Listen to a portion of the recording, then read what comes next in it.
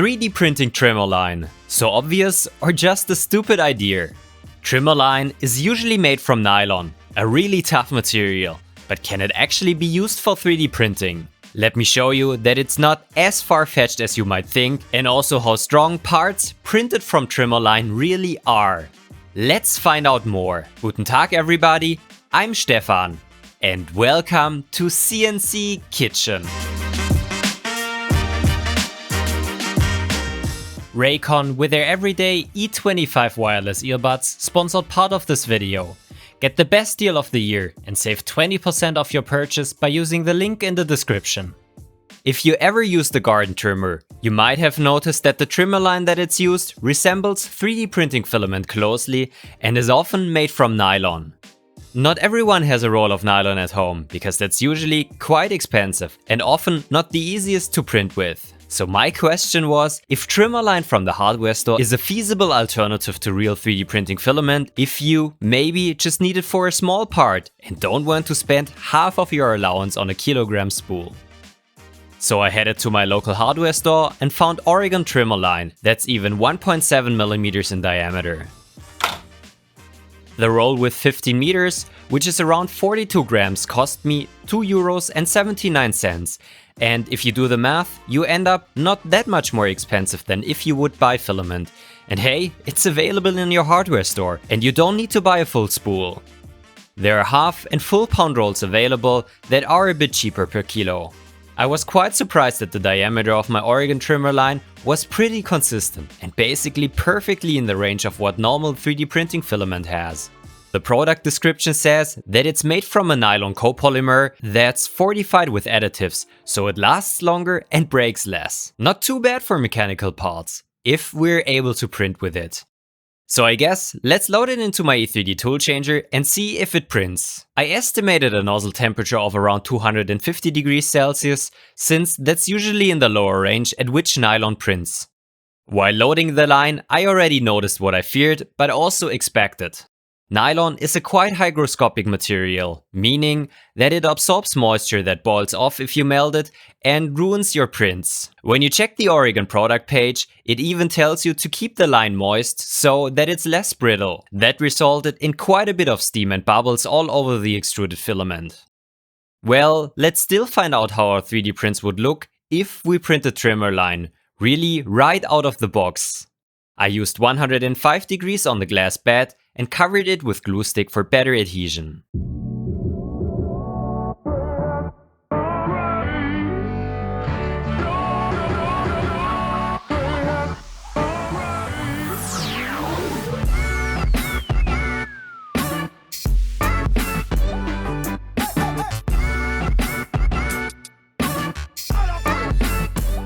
Printing still worked surprisingly well and the material didn't jam and left us with a foamy 3D benchy that also was a bit stringy, which is to expect at that level of moisture. Also, the lumpy bumpy vase I really started liking to use for benchmarking showed its own aesthetic with a foamy texture. Unfortunately, that also resulted in material building up at the nozzle from time to time that then wiped away and left nasty marks on the vase. Overall, the print results were not great, but also not horrible. Layer adhesion was there, and the parts didn't just crumble apart. The parts have a really nice flex, as I also know it from other nylon prints. Not the worst start, but trust me, we can make it better. We've obviously seen that the trimmer line contains quite an amount of moisture and is therefore not in the perfect condition for 3D printing. But let's try it and see how that changes the results. Most polymers absorb water, and that's bad for the printing process and also the mechanical properties. Almost all will benefit if you get rid of most of it. So I tossed another donut of trimmer line, yes, that's how they call it, into my food dehydrator, turned the temperature all the way up to 70 degrees and left it in there. I regularly put the trimmer line on a scale, since I didn't know how long we need to leave it in there. All in all, it dried for almost a day, in which I was able to remove more than 3% of moisture in the material, which is significant. Around 12 hours might have already been sufficient, but in this case, the drier, usually the better.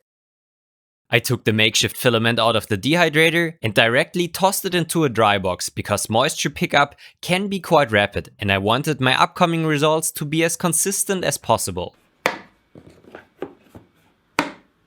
So let's now take this material and print out exactly the same G-code of the 3D Benchy and the Lumpy Bumpy vase as before.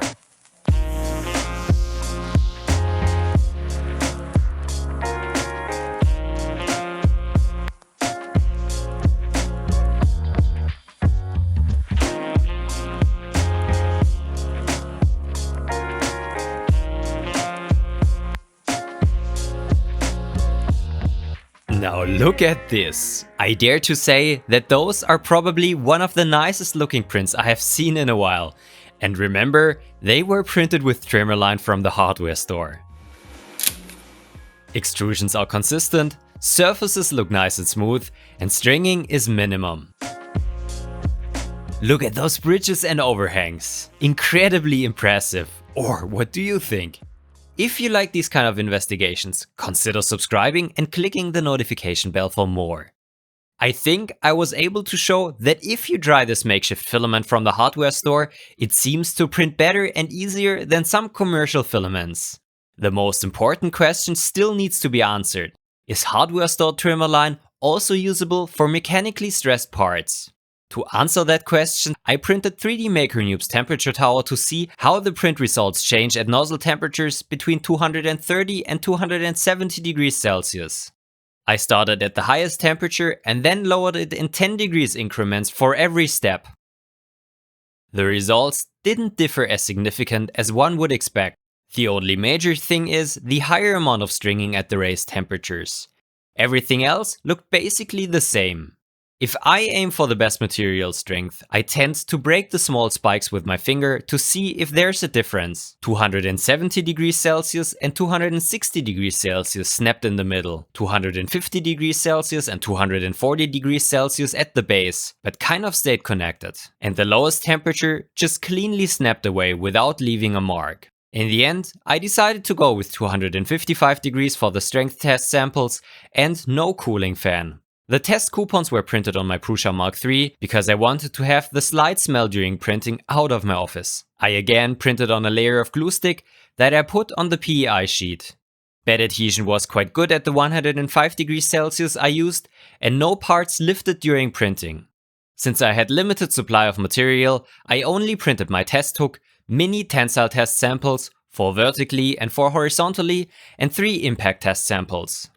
I didn't test the parts directly, because as we have already talked about before, nylon significantly changes its properties once it absorbs moisture. Water is acting as a plasticizer and makes it less brittle and more ductile. This is the same with injection molded nylon, where parts need to be stored for a bit until they are used, or companies even put them in conditioning chambers with raised humidity and temperature to quickly rise the moisture level to a height that they would also reach after a couple of weeks in open air. For my part, I stored the samples for 28 days in my office and checked the moisture content regularly with a scale. Even though the parts were not yet at their steady state level, they already absorbed 1.3% moisture, probably resulting in more realistic strength values, so I went with that. Let's start with the tensile strength. I put the samples one after the other into my DIY universal test machine, where they are loaded at a constant speed until they fail. Let's first take a look at the horizontal specimens.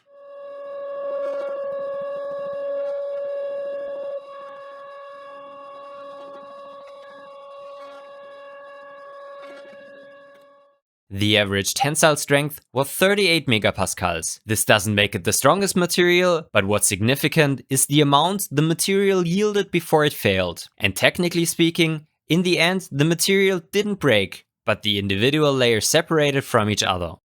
Let's next take a look at the vertical specimens. I didn't have high hopes for layer adhesion, because one sample already broke while handling, and the spikes on the test tower also were not crazy strong. The average strength was 27 megapascals, which is way more than I expected, and 70% of the lying samples. The only thing is that the results scattered quite a bit and only one failed at the section where it was supposed to. Though with the other ones, I had the impression that they failed at printing defects where material that stuck to the nozzle wiped off. Toughness was way lower, but that's pretty common. So quite impressive results, again for hardware store trimmer line. Let's next test my usual hook that I use for a more realistic loading scenario with tension and bending.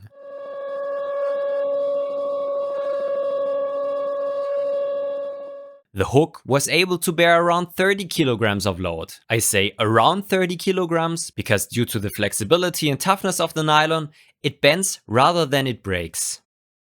Let's finally take a look at the impact strength. The product description of the trimmer line already praises the material for being fortified with additives so that it lasts longer and breaks less. Let's see if that's true. The samples are clamped in a small vise and then impacted by a hammer with a known potential energy. The tougher the material, the more energy is absorbed during the impact, and the less far the hammer swings after hitting the part. The samples absorbed an astounding 75 to 92% of the hammer's impact energy, resulting in an average impact strength of 51 kilojoules per square meter, and therefore becoming the new king of impact strength in all the tests I did so far. Amazing! Alright, so let's answer the initial question. Can you 3D print trimmer line? Yes, you can. And not only does it kind of work, after drying the material for a night, it performs better than I ever imagined. Printability is excellent, even working at temperatures that Bowden hot ends could handle. And quality is awesome. Material strength is similar to what I've seen in the past with other nylons, with decent layer adhesion and impressive impact strength. So if you're in the hardware store next time, maybe check out the garden equipment aisle and see if you can find some of it. If the diameter is below 2 mm, I'm sure you could also get away with the other shapes that they sell and adjust flow accordingly. My Oregon trimmer line wasn't that expensive, and you have the advantage that you don't need to buy a full roll to start with. Before I let you go back to 3D printing, a trip to the hardware store, or trimming your lawn, let me quickly tell you about today's video sponsor Raycon and their everyday E25 earbuds. I had my pair for half a year now and seriously love them. Don't miss out on the highest discount you'll get all year and save 20% off your purchase if you use the link in the description. Limited time offer, so go and check it out. You might know that we're currently renovating and putting an additional floor in our house. Raycon's everyday E25 earbuds were with me during all of the work I did there. With their 6 hours of battery life per charge, they haven't let me down a single time. What I love about them is that they're not only noise isolating by themselves, but also fit below my hearing protection without any interference. Great for the renovation, but also during trimming the lawn.